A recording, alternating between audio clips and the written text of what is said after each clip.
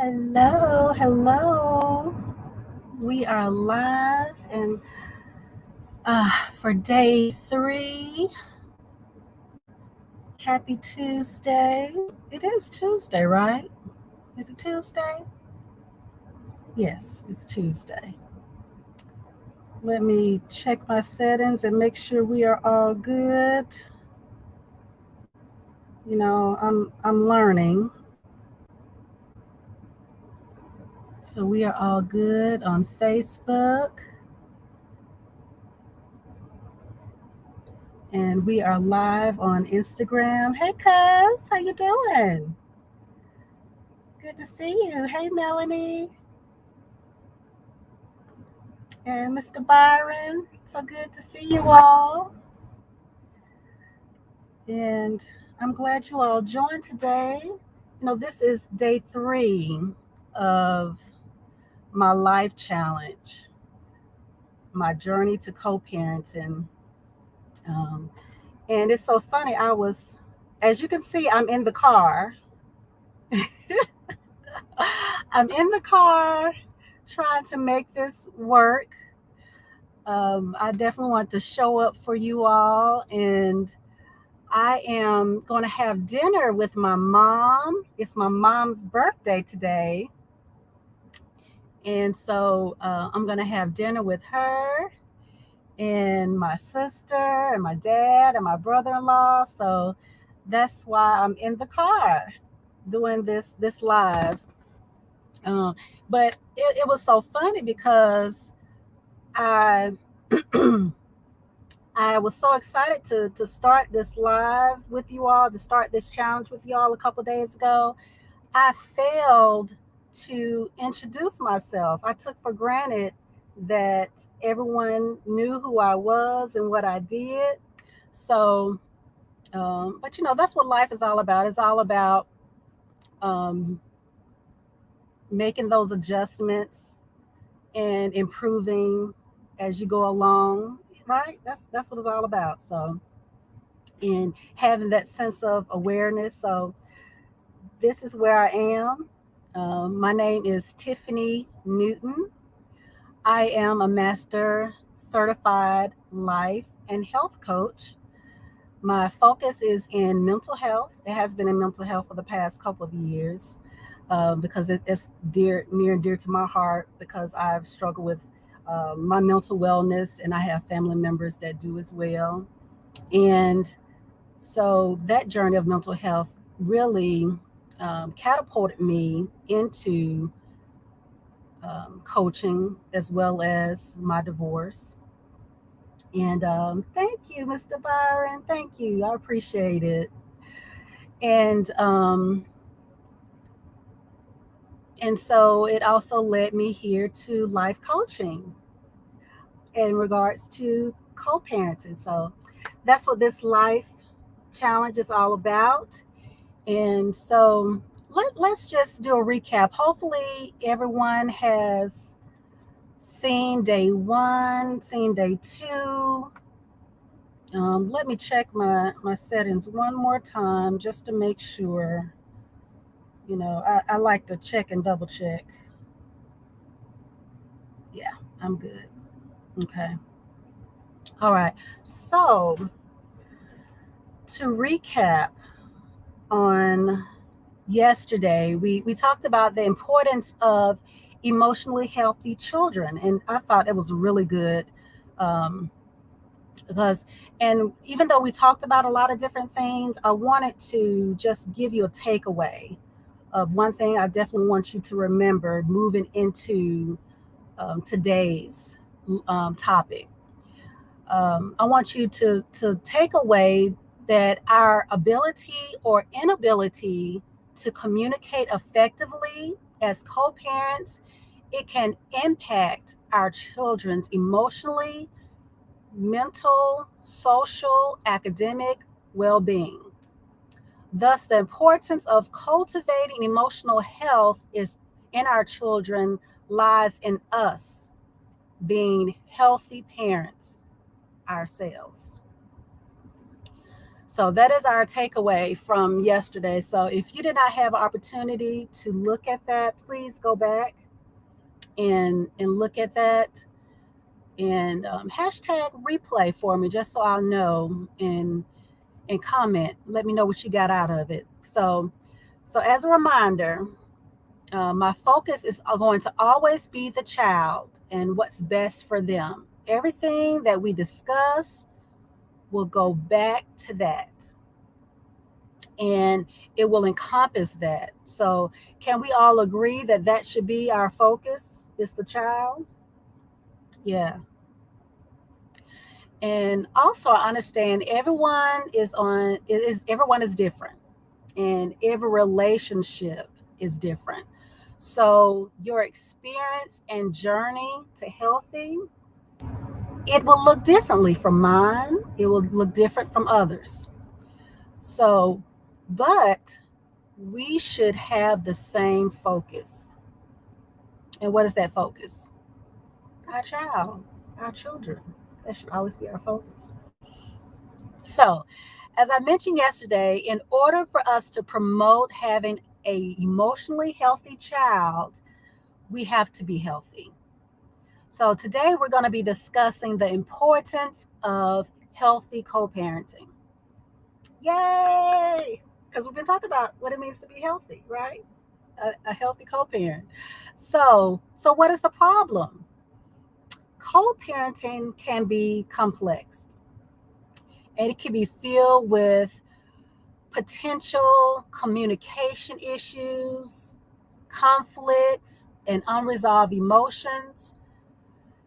So, as we learned on yesterday, there are difficulties.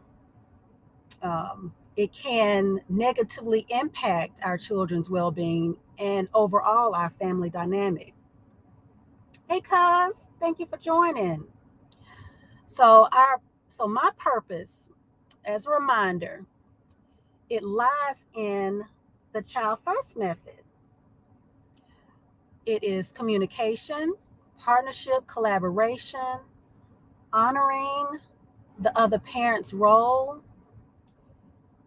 involvement with the child, letting go of the shoulda, coulda, wouldas, determining in everything to think about the child and what's best for them together. So, this method highlights essential principles for co parents to follow, and it fosters effective communication. There's that word again, effective communication. We're going to be saying that a lot. Respectful partnership, collaborative decision making, and a child centered mindset. So, so what is effective communication? Since I keep saying effective communication, I want you to think about that. What do you think effective communication is? When I was preparing for today, I had to look up what effective communication is, because we all have a different viewpoint on what effective communication is. So just to make sure we're all on the same page, and we're all speaking the same language, I found what it is to have effective communication. I thought it was so good. I was like, I gotta share this. It says the process of exchanging ideas, thoughts, opinions, knowledge, and data so that the message is received and understood with clarity and purpose. When we communicate effectively, both parents or both partners, because it can not just be parents, it can be partners, it can be um, your one of your family members or friends, but both parties feel satisfied. Isn't that good? I gotta read that again. Effective communication. It is the process of exchanging ideas, thoughts, opinions, knowledge, and data so that the message is received and understood with clarity and purpose. When we communicate effectively, both parties feel satisfied.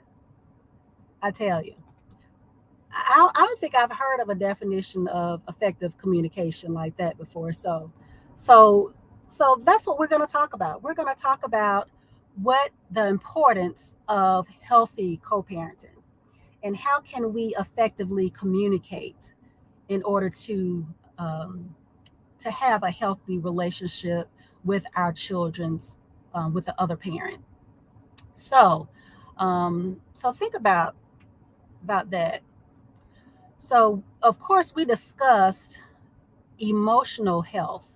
You know, the importance of that, the having for the child to be emotionally healthy.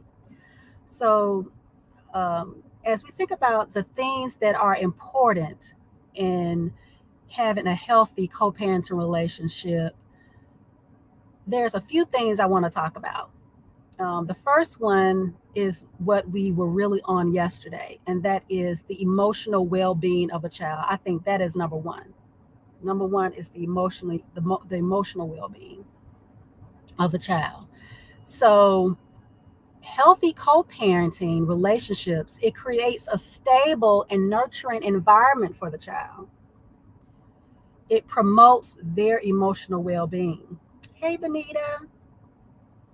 And when co-parents establish and maintain positive relationships, children witness collaboration, cooperation, respect, effective communication. That's that word again, which helps them develop a sense of security and emotional stability. So what do you all think about that?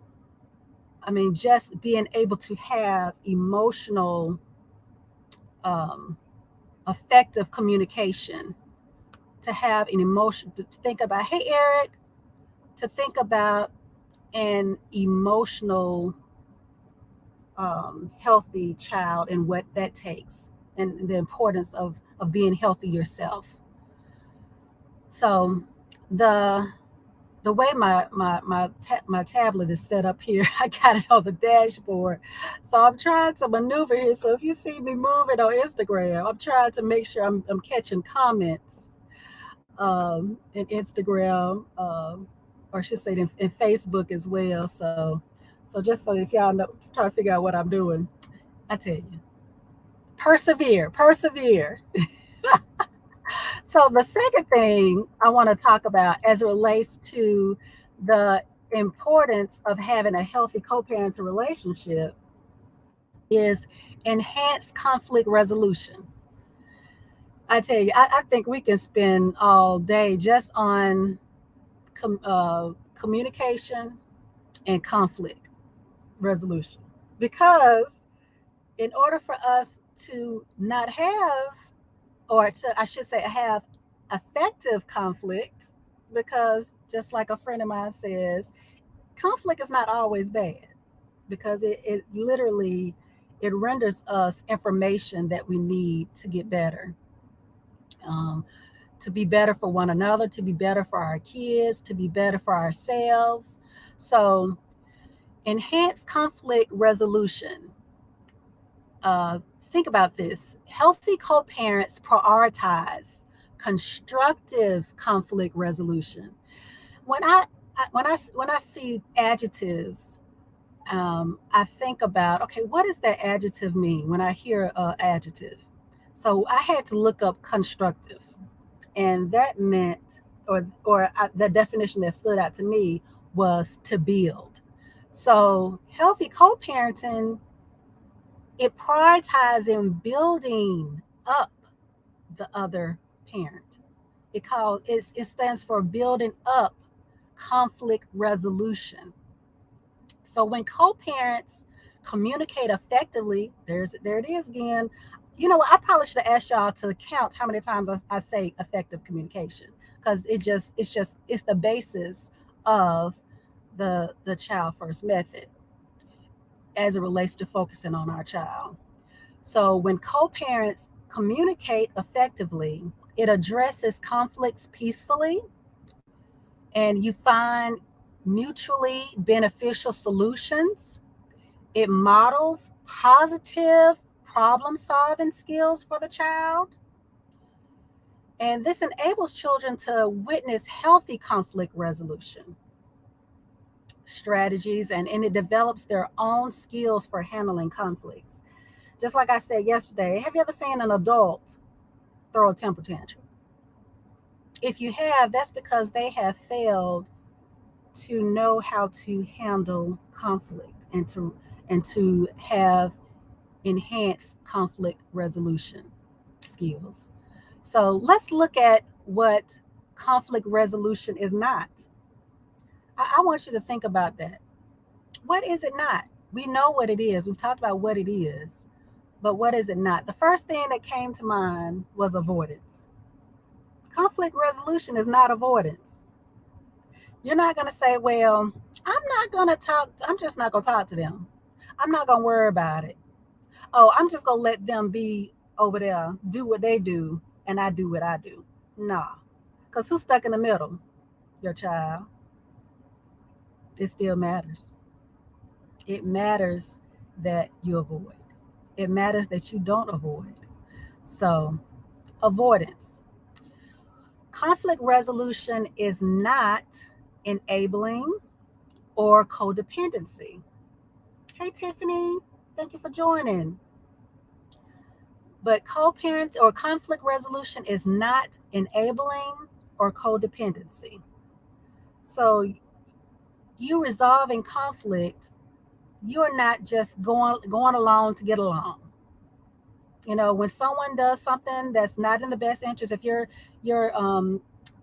baby's mother or father does something that's not in the best interest of the child, you know, you have to speak up. It's part of effective communication. So it's not avoidance. It's not you just enabling them to, or just going along with what it is that they're doing or saying. So that was a good one, wasn't it? Yeah, yeah. And one thing I like about these, they kind of build upon each other, because the next one is positive role modeling. So positive co-parenting, it serves as powerful role models for your children. And just like I said yesterday, the parent is the first role model. Yes, your kids will have other role models outside of you, but you are a powerful role model. You're the first one that your child will know. So when parents demonstrate effective communication, collaboration, and respect, you actually show your children how to build and maintain healthy relationships themselves. Remember when we were talking about how a child who is emotionally healthy, how they're able to have better social skills, and they're able to know how to maneuver socially, whether it's relationally when they get grown, and also with each other when they have siblings, because they're seeing how you're interacting with one another. So they'll know themselves, okay, this is how they'll just model you. That's what a role model is. They'll just model you, they'll imitate you. So these positive examples, they actually shape the child's development in their relationships, and it also enhances their social and emotional development as well. So I got one last one, because more than likely my family is probably waiting for me in a restaurant right now. But I have one more before we end. And the last one is coordinated co-parenting efforts. Now I tell you, if that don't take some effective communication, is coordination, because you cannot coordinate for your child's best interests unless you communicate. So healthy co-parenting relationships, it fosters coordination and shared responsibility in raising your children. So if you are coordinating, you're sharing in the responsibility. So just like you did before you got divorced, how you shared in responsibility, you do the same thing post divorce. Just like you shared in responsibility when you were together, you are doing the same thing post divorce. It doesn't matter that you're not together, because what we're doing, we're separating who the person was to us as our partner romantically. We're separating that from who they are as a child. So now I'm saying, okay, yes, my ex-husband, that was my husband. Okay. So I'm moving on, but he's still there. He hasn't gone anywhere. He is my children's father. So that is how I'm going to be working with him. That is how I'm going to be partner with him, collaborating with him, as because that's who he still is. He never, that title never went away. You know, the title of husband, it added the X to it. He didn't become an ex father. Let me repeat that. Let me repeat that. Your spouse or your ex did not become an ex parent. They are still the father. They are still the mother. So when co-parents effectively communicate and collaborate, they can make joint decisions, just like you were supposed to do in marriage, just like you were supposed to do when you decided what school the person your child was going to go to, um, or what you all were going to eat. Well, you don't necessarily know, but those are examples of things that you do when you're married. What you're going to eat, what restaurant you're going to go to. But just like you made joint decisions, ensuring consistent parenting approaches, that definitely helps to communicate, to do that, and prioritizing the child's needs and best interests. I'll tell you one thing that really, I'll share something with my story with my boy's father. One of my sons is in Taekwondo, and we got him in Taekwondo because we wanted him to learn certain skills and certain um, just certain life skills. You know, whether it's discipline, social skills, whatever. And of course, in the beginning, he was kind of reluctant about going so often, but now, I mean, he's rocking and rolling. He's been in it for a year and a half, and me and his father had some challenges along the way during the time that my son was in Taekwondo. And we had a decision to make of whether or not we were going to let him remain in Taekwondo. So when we're talking about prioritizing the child's needs and best interest, um, I felt more strongly, and sometimes this will happen. You will feel more strongly about your child doing a certain thing or being a certain place or whatever, but it's up to you to discuss that with the parent, because remember, you two are healthy. That's what you're aiming for. You're aiming for you two to be healthy, so to have a healthy interaction, and you're also you're focusing just on the child and what their best interest is. So um, so I felt strongly, with him staying in Taekwondo, and I expressed that interest. And I am so glad I did, because remember, it was we dealt with conflict resolution. It wasn't like a back and forth type thing, because we were able to effectively communicate through that. And now my son is still in Taekwondo. We didn't quit, and he loves it. He misses it when he's not there. And he's now at a red stripe belt now. So he's literally maybe 2 or 3 steps from black belt, and he's continued to learn and grow. And so the coordination effort, it really supports the child's development and overall family harmony. Can you see how that all works together? And believe me, nothing is perfect. Nothing is going to be perfect. You're not going to always agree. Things aren't going to be roses and butterflies, unicorns, all that kind of stuff. But um, you can start somewhere. No matter where you are, you can start to effectively communicate. Even if the other parent isn't as healthy as you. Because people, you're always going to be on different levels of maturity, levels of growth. But if you don't start, you'll never know um, where you can be. And it's all about the child. It's all about the child. All right. So that is it for today. I have really enjoyed day 3 with you all, talking about the importance of healthy co parenting relationships. And tomorrow, I think we're going to talk about, and it's funny because I have this all planned out. If anybody knows me, I'm pretty organized, pretty, structured.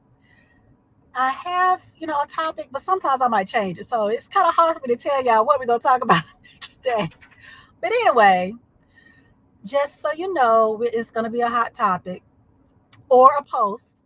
You never know. So be looking out for it. And I want to encourage you to follow me. If you don't follow me here on Facebook or Instagram, I encourage you to follow me. I am Tiffany D Newton on Instagram and Tiffany D Newton on Facebook. And also, join my tribe, the Teach Me tribe. You'll probably hear more about that as time goes on. But in the meantime, just check us out. Check out the Teach Me tribe, and also subscribe to the Teach Me tribe on YouTube as well. It's Teach Me tribe on YouTube.